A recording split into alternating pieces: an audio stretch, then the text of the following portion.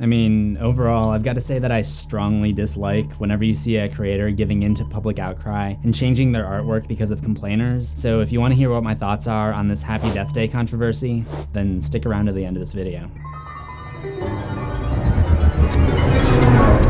Welcome back to DeadTalks, the show where I don't release the episode a day early because we don't want to mess with the YouTube algorithm. So much of my job is just me trying to appease the mighty algorithm so that you people can actually see my videos. But Blumhouse is the company who made one of the newer franchises in horror, and it's called Seven in Heaven.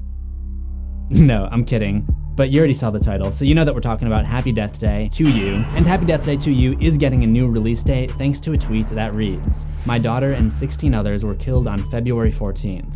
Universal Studios is releasing a movie called Happy Death Day 2U.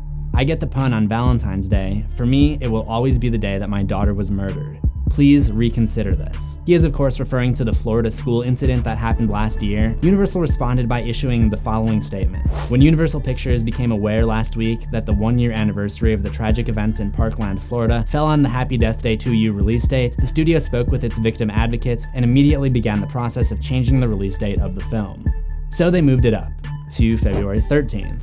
So what do I think about this? Well, if you came here to see me rip them a new one for caving into societal pressure, I guess you're gonna be disappointed because, I mean, this move seems more or less fine to me. But I do have some thoughts about it. The title is literally Happy Death Day, and this day happens to be the 1-year anniversary.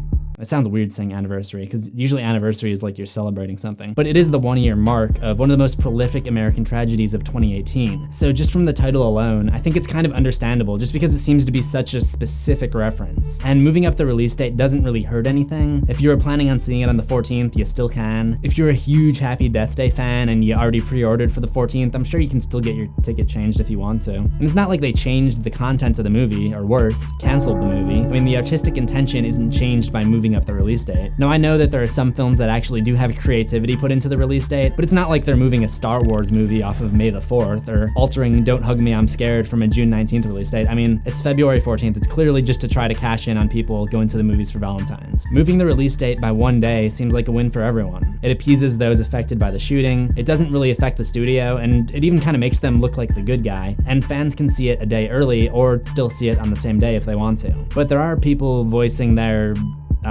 voices about this. Sorry, this is ridiculous. Tragedies happen every day. But I feel like this is such a specific example because of the title. I mean, if people were to go out and start complaining about other horror movies and other release dates because X movie has blood and Y tragedy has blood, then I would say we've crossed the line at that point. But for Happy Death Day, I'd say it's a good idea to move it. Now, they also announced that they won't be marketing the movie in that area of Florida, which is fine, and they won't be screening it there either, which kind of reminds me of how Sony didn't show Slender Man in parts of Minnesota because of the Slender Man stabbing that happened over there. Canceling the screening seems a little bit like maybe unfair to the fans who just innocently wanted to see the movie and now they have to travel to see it. I mean, I was thinking they could just let the movie play and just pull the marketing, and it's not like anyone would be forced to buy tickets. But then I think about the classmates going to the movies and just seeing that on the marquee, and it's not as if people are gonna see Happy Death Day up on the marquee and just burst into tears. I mean, it has been a full year, but I do understand how it's kind of a class act for Universal to pull the film in that area, and it won't be impossible for the people who really want to see it to make the drive, so I don't really think it's as big of a deal as some of the people, who I understand are probably the vocal minority, are making it out to be.